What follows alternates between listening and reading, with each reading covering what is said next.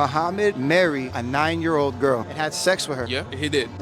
If a male, a grown man, marries your daughter at 9 years old and has sex with her, you would probably kill him. Yeah. Why would you follow a guy who 800 years after the death, burial, and resurrection of Jesus Christ say, I went to the cave and I heard from the angel Gabriel and now I'm gonna marry a 9-year-old girl and have sex with her? Y'all, when I said I just watched that video and Pastor Rich literally had one of the best apologetic points pitched to the Islamic community that I've heard in a long, long time. He literally sat there and asked that person, didn't Muhammad marry a 9-year-old and have sex with her? And he was like, yeah.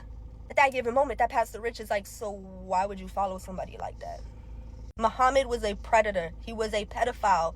He was filled with perversion. Why are y'all following somebody that's literally filled with perversion? But let somebody go marry your 9-year-old daughter, you're going to be ready to send somebody past the sun. Here's some quick little education for everybody that didn't know. In the United States of America, we have things called sex offenders. How do you get registered as a sex offender? Ultimately by being deemed one when you get caught as a grown man trying to push yourself onto a little girl or potentially doing even worse.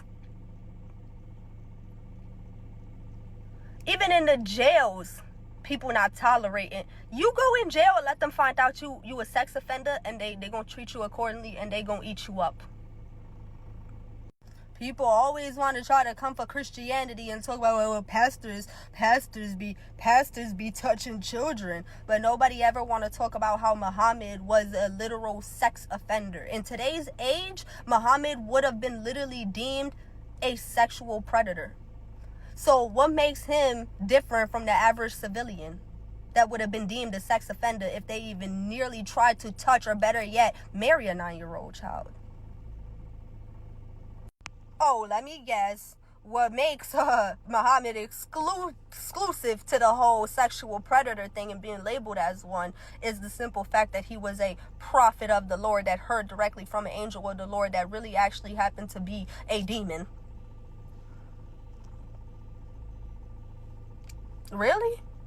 Because if that's the case, anybody can go around here literally violating children right in front of our very eyes and then turn around and saying that they heard from the Lord and we just gonna deem that as excusable? If that's the case, why y'all don't do that with Christian pastors? But it's always done with Muhammad. Let Paul, Peter, Matthew, John, Timothy, any one of these disciples of the Lord turn around and have married a 9-year-old, we would have never heard the end of it.